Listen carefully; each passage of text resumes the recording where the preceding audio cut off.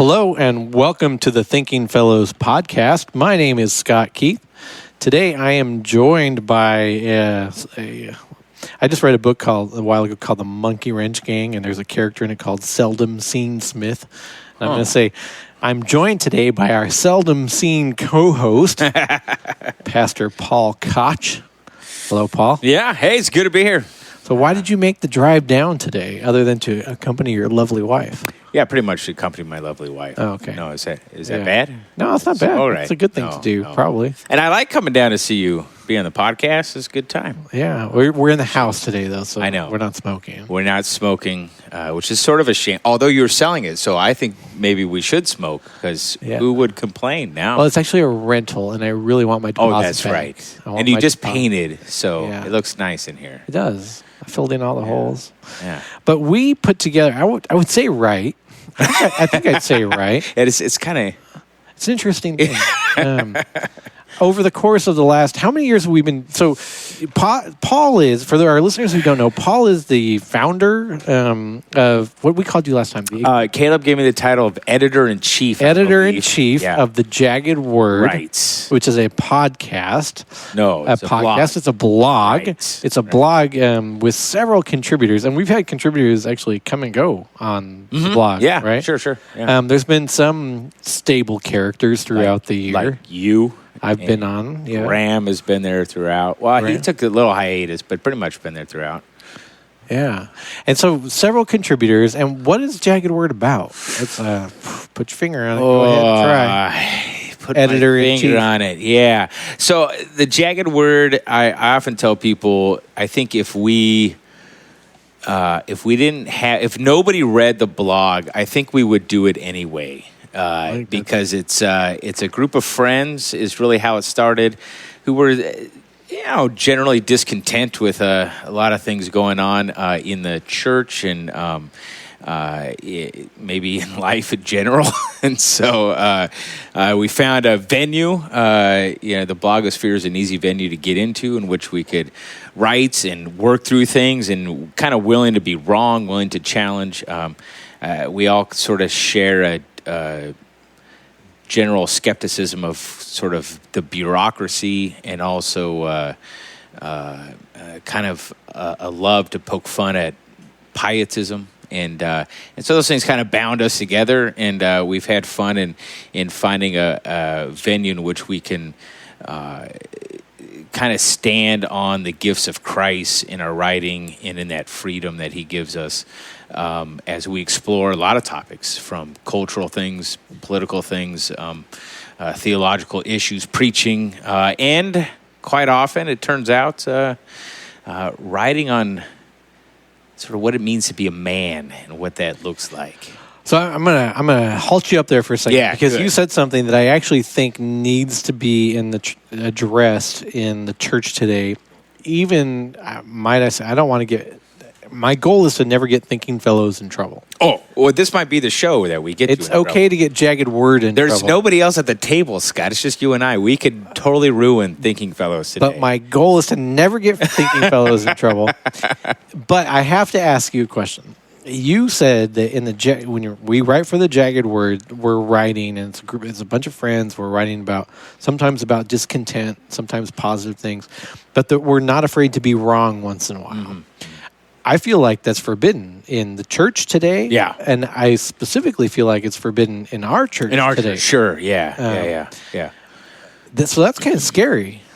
It is. And I also think it takes a lot of encouragement to keep guys writing that way, if you will. Our friend Joel Hess, who writes regularly, he's one that often says that, hey, we're kind of working through these things sometimes. You kind of, when you write a weekly blog article, as you know, Scott, a lot of times you're not, you're kind of chasing down a rabbit trail sometimes. Hey, this is a good idea. Let's see where it goes.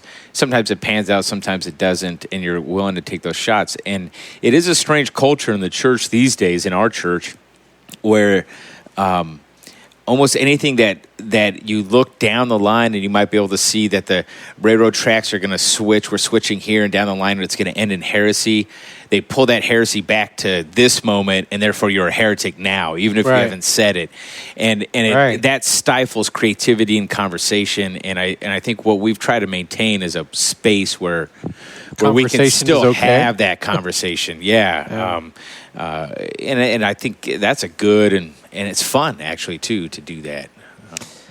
It is, and it can be. It sometimes is depressing when you think you've written something that's perhaps helpful to some people who are struggling with doubt, and all of a sudden, other things come your way. But nonetheless, that's not the subject of this podcast. Right. But it was you said it, and I'm like, that's interesting. So what we wanted to talk about in this podcast was we noticed we started working on this about a year ago. We noticed that, especially between you and I, but even between some of the other guys, Joel Hess, Graham Glover, Bob Hiller, Ross Engel, even Caleb, and Joshua, my son, when he's doing guest contributions, we've noticed that one of the tendencies on Jagged Word is to write about, for lack of a better word, masculinity. Yeah, we were able to compile quite a few. I was trying to remember how you started that conversation. Were you doing something else, and you said, "Hey, I was noticing we've written a lot about this." I can't even remember how it started. Right. So in the last podcast, at the end of the podcast, when we were interviewing Cindy on her book "Woman: A Forgotten Story," I said, "What's next?" Right. It's a question I had to ask. I was asked when I finished my PhD dissertation, and it's a question I asked myself, and quite frankly, you asked me after being dad, sure. Right? Yeah. And I've had poor or no answer to that question, really.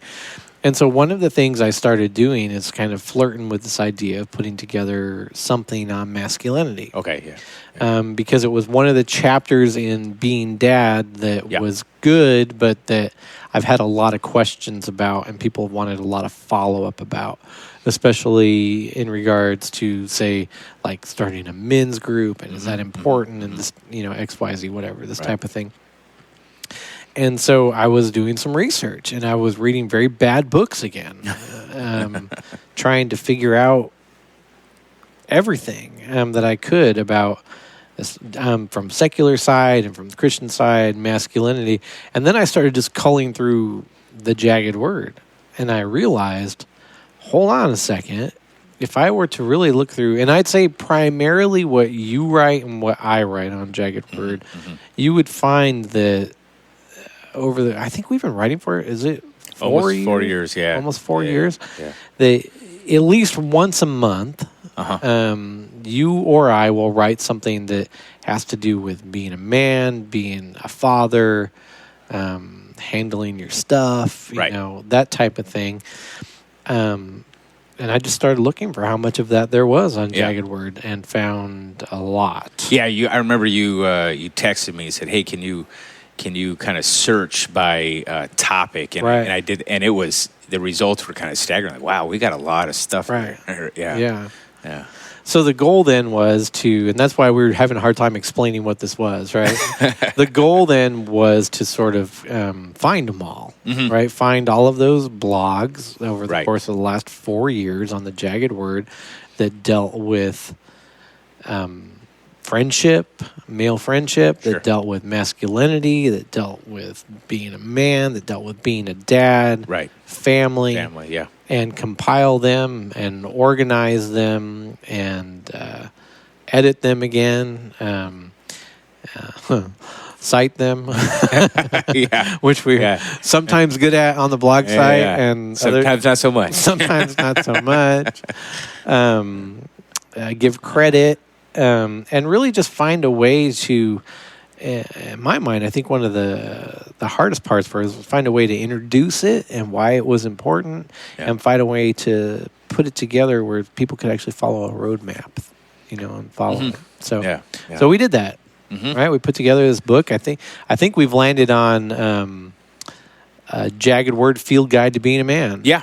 And actually, what is the little subtitle? It's Irreverent Observations from the Backyard. Something else in the pulpit. Yeah. Oh, the bar room in the bar room in the pulpit. The bar stool. Bar. We should know this. Yeah. Probably. We wrote the book and everything. But I love it, and our goal really is to have the whole thing actually look and feel like a fun field guide. Yeah.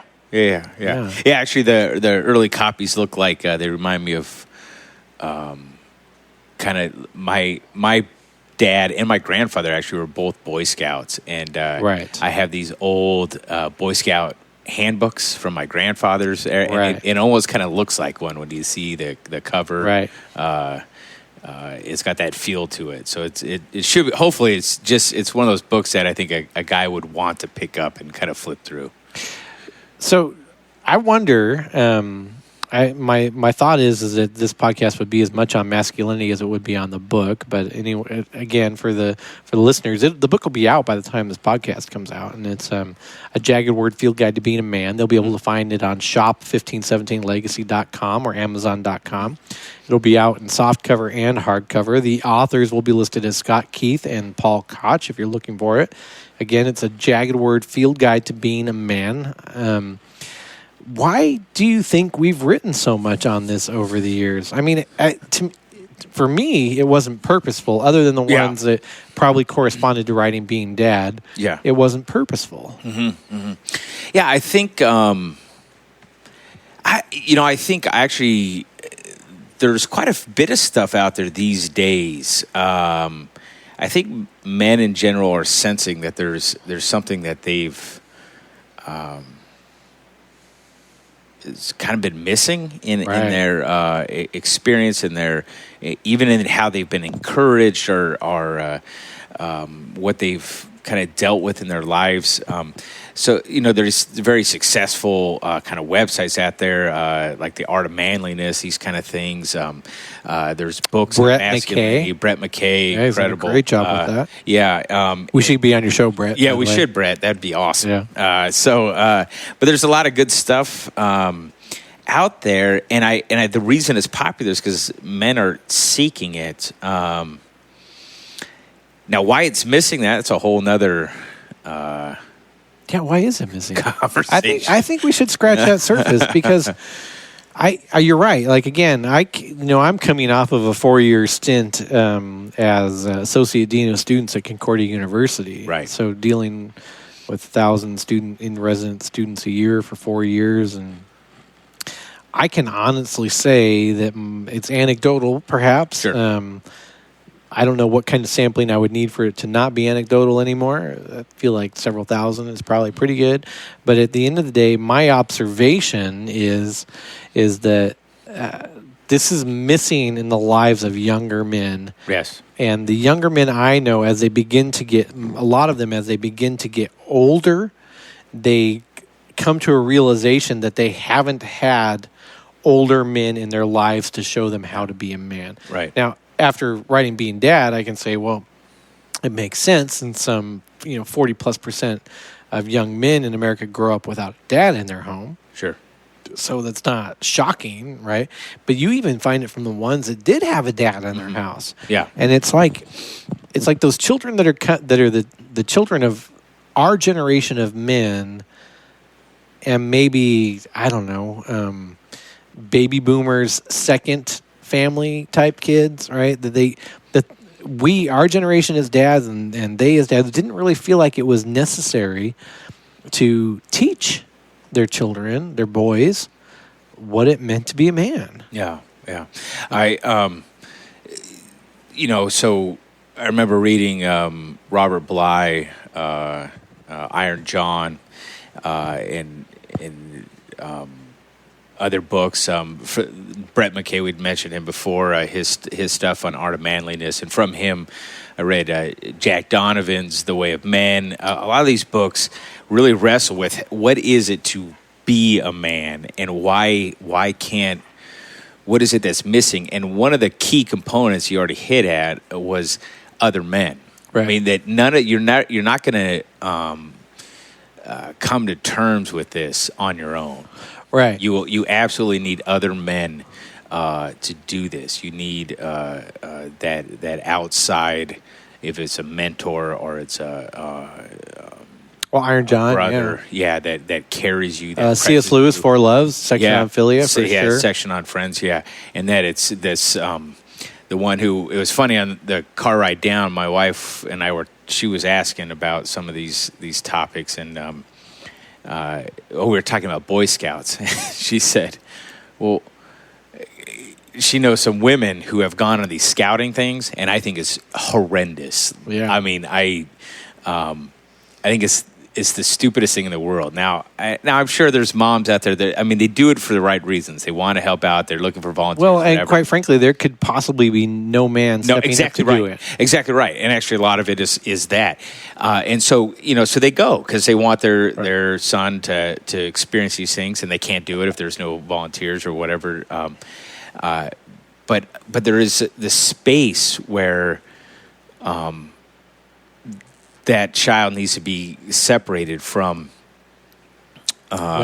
women, definitely. I mean, this is boy, I could go all over the map. This is Fight Club, right? We're a generation of men raised by women. Okay, that's a great line. That's like the one great line in that movie. Oh, wait, you didn't like the movie? We're going to get on a tangent here. People are going to be like, is this a Thinking Fellows episode? Yeah, right. And I'm going to be like, it's actually a movie about a schizophrenic. It is, yes. Yes. So for our listeners who haven't seen it and they think they're going to see this great movie about like what it's to be a man. No, it's more a movie about what it's like to be a schizophrenic. Yeah. With a couple of great lines. Great lines. Okay. Great lines. But it's this move away from mom. So if it's Iron John is stealing the key from under your mother's pillow and unlocking the wild man and running off, being carried off actually into the woods. Well, and eventually being adopted by the great king. Yeah. Right. Or if it's, however the stories tell us, is this move away. And as like Iron John will, in there, even he'll talk about, the rituals, the movement from that tribal societies had of these sort of things. So that's a whole nother topic. Rites of passage. Yeah. And that maybe part of why this is such a problem is we're so far removed from anything resembling a tribal society that we can all live on our own little islands, basically in our homes, and that communal. So the other men are totally removed from our lives, right? And we from theirs. Yeah, and so we're missing something crucial that we need to move from boyhood into manhood. Right. Yeah. I remember when I was growing up, for the listeners who listen all the time, they probably have heard me say this, and I'm not trying to whine here, but my dad died when I was very young. Right. Brought up by my mother and my grandmother with some input by my grandfather until he died. But I remember my grandfather, his name was Walt, had a great friend whose name was Ron. They were both World War II vets. They were both men, in the, I'd say what would be the classic pattern and description of a man. And I remember them time and time again when one would have like a problem on their car. If Ron would have a problem with his car, my grandfather would go up and help him. Right. Vice versa, or on their house and vice versa. Right.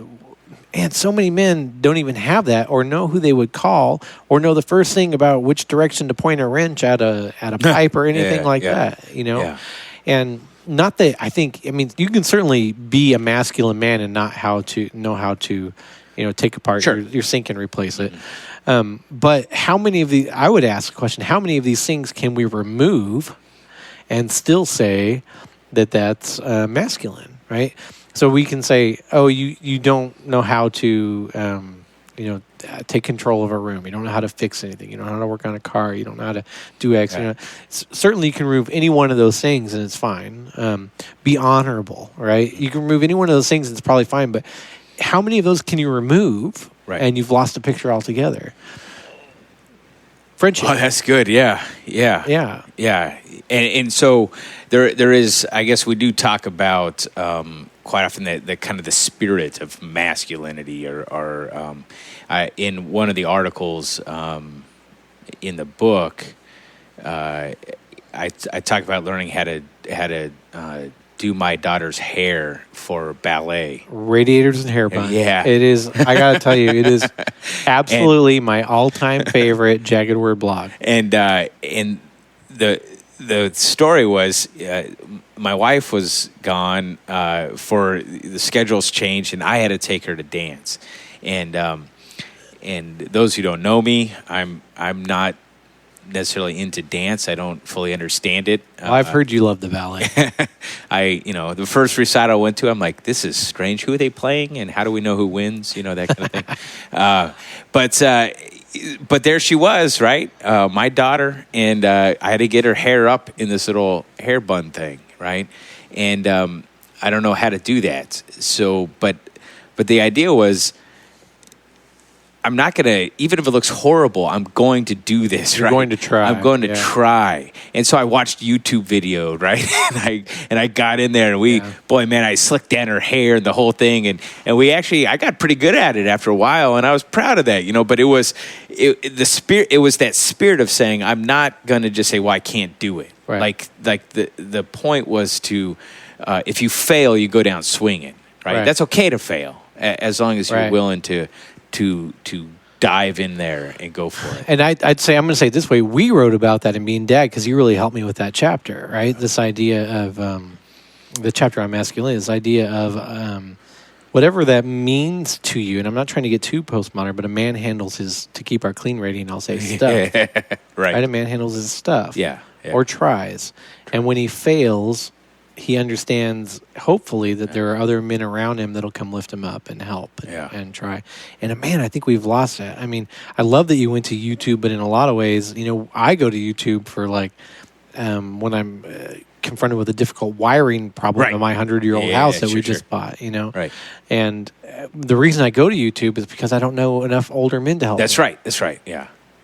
And on one hand, I'm ecstatic that you can find all these old men on YouTube that know how to do this stuff, and 9 times out of 10, you click how to rewire a knob and tube outlet, split outlet on a 100-year-old house. It's going to be a 65-year-old man video showing you how to do that. Yeah. So in a lot of ways, I'm glad that they're doing that and that they're bringing me into their knowledge and their life on YouTube. But it's I wish I knew them. It's image. Yeah, it's a symptom, right? It's showing us that you don't actually know these people. Right. They're not in your life anymore. Yeah. God, it could tear you up. Yeah. I mean, should be a desire, a drive of some sort to try to reconnect with that. You do it intentionally. I mean, and that's work. I mean, that's to seek out those men that we need in our lives. Yeah. All right, we're going to take a break here, and when we be back, we'll talk more about Jagged Word, Field Guide to Being a Man. I'll try to take us through the map a little bit. We'll talk a little bit more about masculinity, and on our break, we're of course going to go through the Here We Still Stand conference and why you need to be there.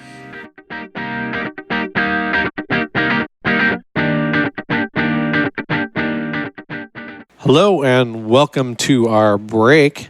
Hey, I want to talk to you about the Here We Still Stand conference. It's a Reformation celebration conference happening October 19 to 21 in San Diego, California.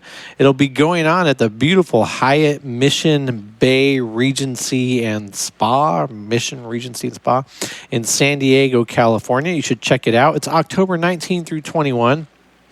It's a Reformation celebration where all of the talks will be focused either on a figure of the Reformation, why the Reformation still matters, why the Reformation happened, or one of the scriptural texts associated deeply with the Reformation. It'll have some incredible speakers there. We have people like Rod Rosenblatt, Matt Popovitz, Jared Wilson, Elise Fitzpatrick, David Zoll, Steve Paulson. I'll be there. Steve Brown will be there. Dr. John Warwick Montgomery will be there. Chad Bird, Chris Roseborough, Dan Van Voris, Jeff Mallinson, Uva Simonetto, Donovan Riley, Jessica Thompson, R.J. Grunwald, Eric Sorensen, and Dr. Adam Francisco. I want you to go check it out at herewestillstand.org, herewestillstand.org. The conference schedule is pretty neat, too. It's October 19, starting at 11 a.m. It'll end on October 21. That's a Saturday at 11 a.m. as well. Ending on Matt Popovitz talking to us about Romans 1, 16 through 17. And if you've ever heard Matt Popovitz preach and speak, I think you will not be disappointed. We'll be doing some live podcast recording on that first day, Thursday, October 19, starting at 11:30 a.m. where our very own Paul Koch will be there with his podcast, Ringside with the Jagged Word. You and Joel Hess will be there. And Ross. So And two other Ross will be there. Two other guys from the book actually will be hosting that. That's great. And Paul, by the way, is also, I'm going to do a little plug here for the You Are Forgiven radio. Paul is one of the regular preachers on You Are Forgiven radio. I believe it's youareforgiven.net. Youareforgiven.net. You should check that out. But we'll also, at the Here We Still Stand, we'll also be recording 40 Minutes in the Old Testament, Front Porch with the Fitzes, Virtue in the Wasteland, and Thinking Fellows at 3:30 on that Thursday, October 19. So if you want to meet any of your favorite podcasters, Here We Still Stand is the place to be. If you want to meet any of these great Reformation writers and speakers, Here We Still Stand is the place to be. You should go check it out at herewestillstand.org, herewestillstand.org, our Reformation Conference, October 19 to 21, 2017 in San Diego, California. All right, Paul, what were we talking about? What were we talking about? I think we were talking about man stuff. That's right. Yeah, so the book, we managed to put it together in different parts, right? So at the beginning there, we said we gathered together all of these articles that we have done over the past 4 years and contributions by others like Joel Hess and Ross Engel and Graham Glover. I even threw in one in there by Rick Ritchie that was on 1517. And broke it into several parts. Part one is this idea of free to be a man, right? And you have articles in there like The Lost Art of Masculinity. You have and then I Made It Home. I mean, some great articles in there. Part two, we had a section Working for Our Neighbor. Mm-hmm. Right? Paul's article on the garage versus the man cave is in there. Radiators and hair buns. Again, I think one of the best blogs that's ever come out of the Jagged Word. My son Joshua Keith contributed to that. Why Aren't You in School? And Passion is Overrated. Part three is on family. Mm-hmm. I've got one in there called A Little Adversity Can Go a Long Way. Joel Hess has one in there, and Yes, I Brainwashed My Children, and So Do You. Graham Glover, an excellent article, actually the worst and best 72 hours of my life. If you make it through that article without welling up in tears, you're in an interesting way a stronger man than I. Yeah. Part four on friendship, right? Paul Koch has Finding My Brother in there, The Rebellion of Friendship. I have one called Dangerous Friendships and Gathering of Men. And then part five, we did a little thing just for fun in there on good smoke, good drink, and good fellowship. Mm-hmm. One of my favorite articles that I've actually ever written is in there, The Argument Against Pipe Smoking. Yeah. It's a little satire that I wrote. Yeah. Based on a Capon satire from a while ago. And then one of the best that I think Graham Glover's ever written, too, How the Cigar Can Save America. Yeah, that one did real well. So if you're looking for something that's just fun to read, if you're looking for something that you don't have to read all at one time or all in one sitting, that you could maybe leave in the bathroom and read while you're doing the thing in there instead of browsing Facebook, the Jagged Word Field Guide to Being a Man, I think, is what you need to buy. And we were talking about masculinity. We were talking about some of the losses. I was getting teary-eyed over the fact that all the old men I know are on YouTube. Right. Yeah, that's right. Yeah, it's kind of sad to me. I think part of that also has to do with when we were younger, the old men died earlier. My grandfather, I think, died at 60 or something like that. And to me, this idea that we're living longer, supposedly, so they tell us, gives us a great opportunity. I mean, people like you and me and others to maybe reverse the trend a little bit. Sure. Do you think we have I don't necessarily want to put it in a law category, but I'll say it this way. Do you think that you and I, particularly, and people like us, have an obligation to go out and find some of these younger men and to maybe give them some of what we didn't get all that much? Yeah, I think so. I don't. Maybe you're right. I mean, an obligation. It's an opportunity, definitely, that we have that we should explore. I think one of the things I think where you started, when you wrote your book, and afterwards I asked you about the kind of the what now part of it, and one of the things I did in response to that after your book Being Dad came out was I started a men's group. Yeah, you did. And I intentionally not at the church. And we don't kind of, it's not a Bible study, it's not those things. It's kind of, we talk about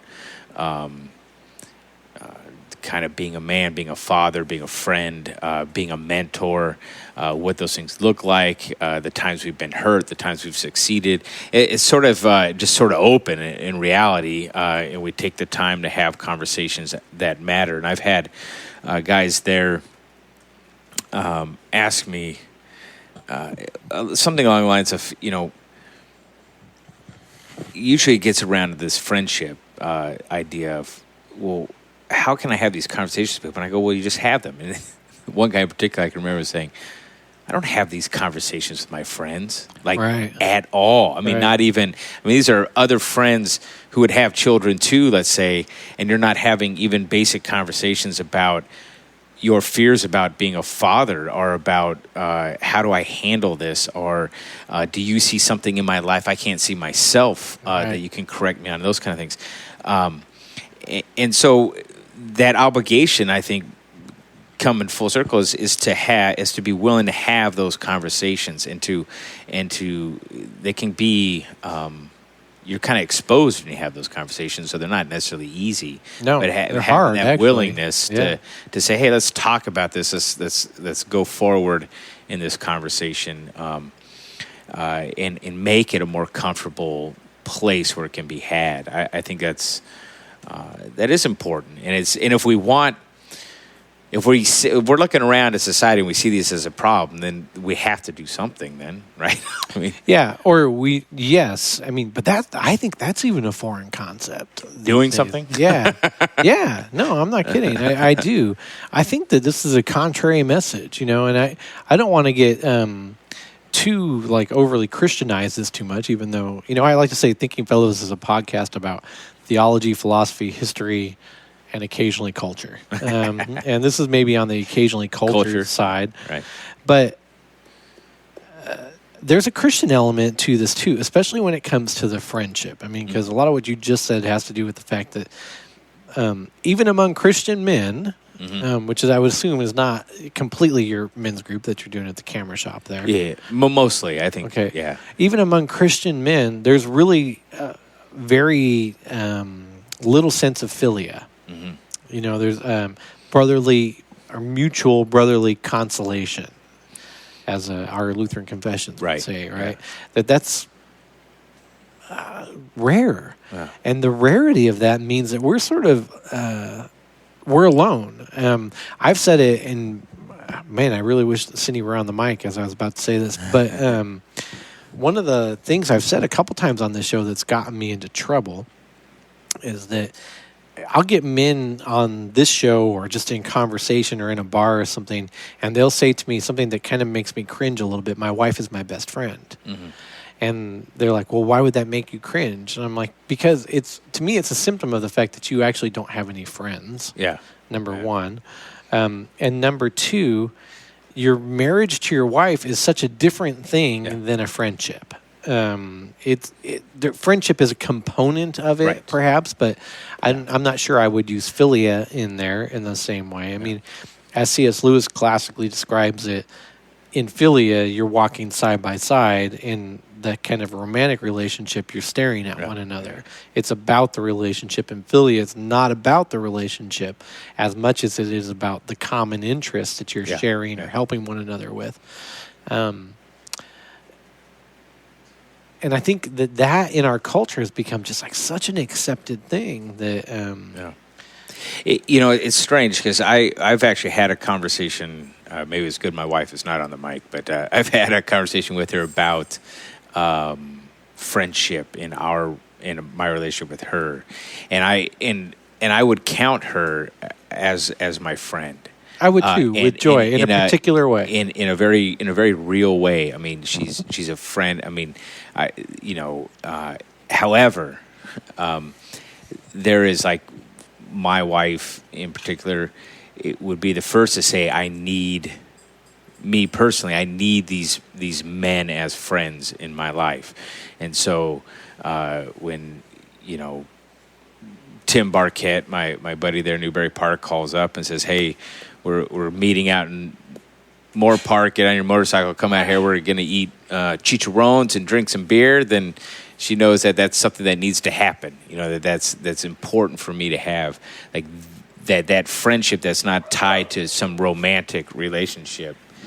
So yeah, we go get chicharrones and beer, and my wife, encourages that, because I think there is something crucial about a friendship that is not tied to a romantic relationship. And so I often think of it the other way. It's not so much that I can't be friends with my wife, but there's crucial to have friends that I'm not romantically involved with, as strange as that sounds. But that friendship is truly different, because there's not these other ties that are a part of it. And so it can grow and blossom in a very particular way. Yeah, I like that. I've often said too, when I'm saying that my marriage in an interesting way is so much more than a friendship. It's a creation order stuff, right? God created us, and then, as Cindy said in the last podcast, gave Eve to Adam, and this is because he could not find a helpmate suitable. Sure. Yeah. And then sort of decreed from all time from that point on that this is why a man will leave his father and mother, and he will cling to his wife, and the two will become one flesh. And from that one flesh, other little fleshes will come. That's right. And it's so much more than it's almost demeaning to a marriage to call it just a friendship. Sure. In an interesting way. Sure. Yeah. And at the same time, it does nothing for the filly of friends that I have to say that my wife is my best filly of friends. Right. Yeah. And I think it's a symptom of a over feminization of our culture. Mm-hmm. In a lot of ways, I think we have all this gender stuff going on. I think that makes it difficult for a boy to say, I want to be a masculine man. Because it's maybe not even okay to say, I want to be a man. Mm-hmm. My wife and I were watching House Hunters International the other day. I'm sorry.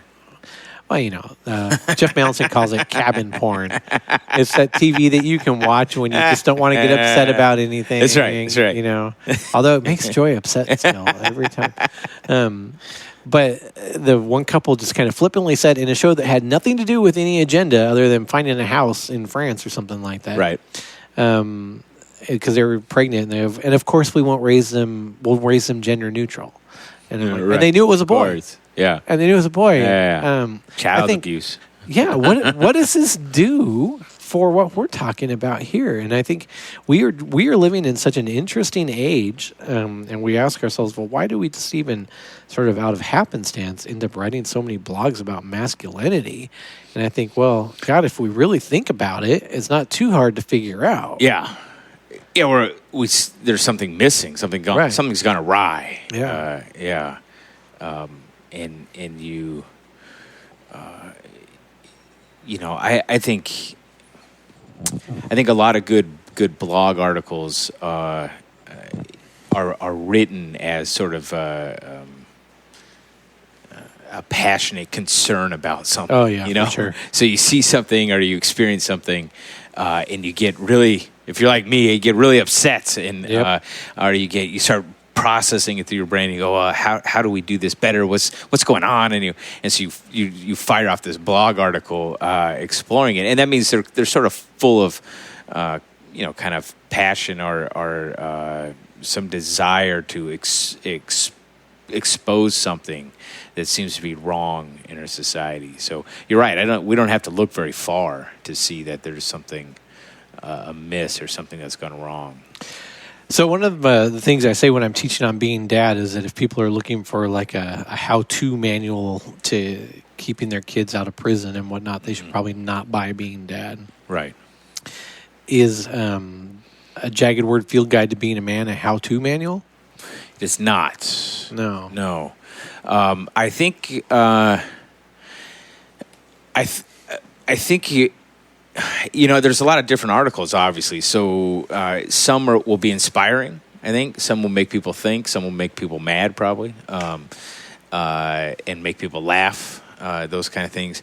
But I think maybe to see that this to be a man isn't cut and dry and neat and clean always, but it's something we struggle through, and so maybe at the end of the day, it's kind of motivational or just kind of general wisdom that can kind of inspire and encourage people to continue to do some of these things we've talked about, to pass on certain things to their own children, to seek out older men that can impart that wisdom that are not just on YouTube, right? Yeah. And to build those friendships that they'll need to be a man. Necessary friendships. Yeah. We did a podcast before here on Thinking Fellows on friendship, and I remember one of the conversations we had was that, how do you go about doing this? And that's always what people want, like the how-to. Yeah. And there's never an easy answer to that. However, it's not a don't do nothing then either, right?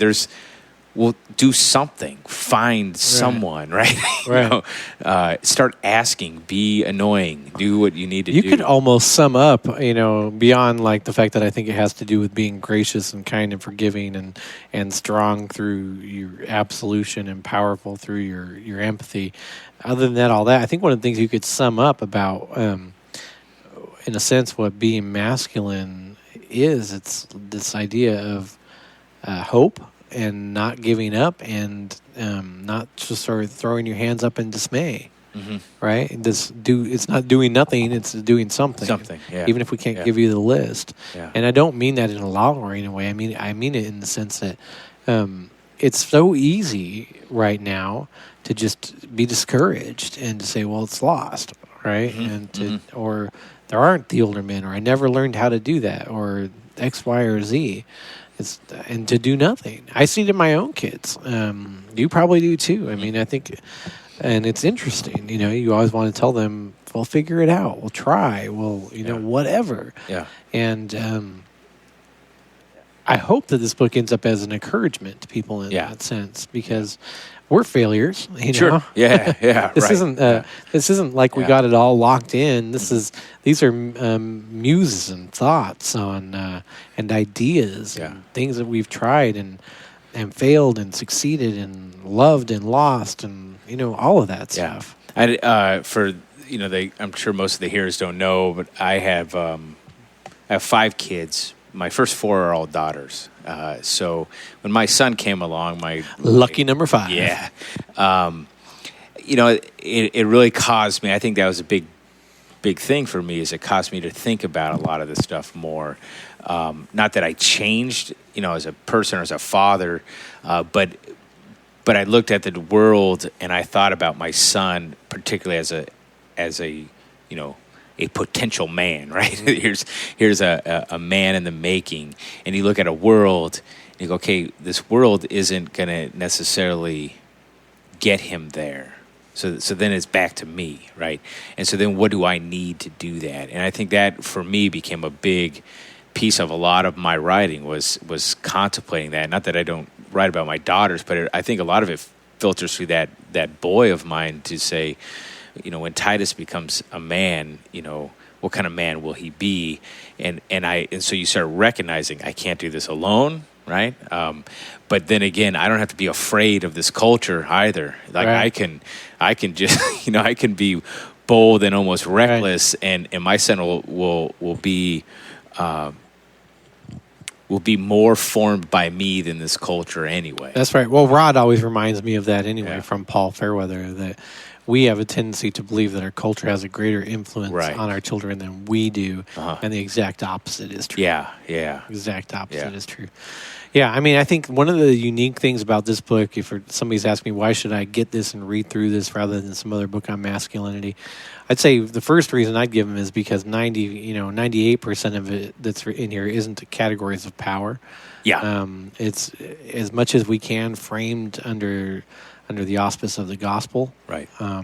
And the benefits that we as Christians get under that framing, including something like philia friendship, and then the freedom to have some fun along the way, and I think that's not a common message in Christian books about men. Right. It's mostly obligation and wagging fingers and Right. do a better job about being an authoritarian in your house. And you're not going to find, I'm going to say you're not going to find any of that in here. No, I don't think so at all. No. And I think it'll be fun, to be honest. I think people will enjoy it, be challenged by it, and at times, but certainly encouraged, I think would be the overall message that, written by men who are striving just like they are to sort this out and to try to be a man in the freedom of the gospel in this day and age. It doesn't have to be very complicated. It really doesn't. And so I think we try to find that it's at least a collection of writings that find that fun and that joy in expressing what that might look like in a particular life. That's why part 1 starts with "Free to be a man." Right. Yeah. Right. All right, we're going to end it there. This is Paul Koch. Thanks for joining me, Paul. You're welcome, man. You're listening to the Thinking Fellows podcast. We talked about the Jagged Word Field Guide to Being a Man. You can find it at shop1517legacy.com, shop1517legacy.com, or amazon.com. The book is The Jagged Word Field Guide to Being a Man. Authors are Scott Keith and Paul Koch. It was a pleasure to have you on the show, Paul, and thank you all for listening.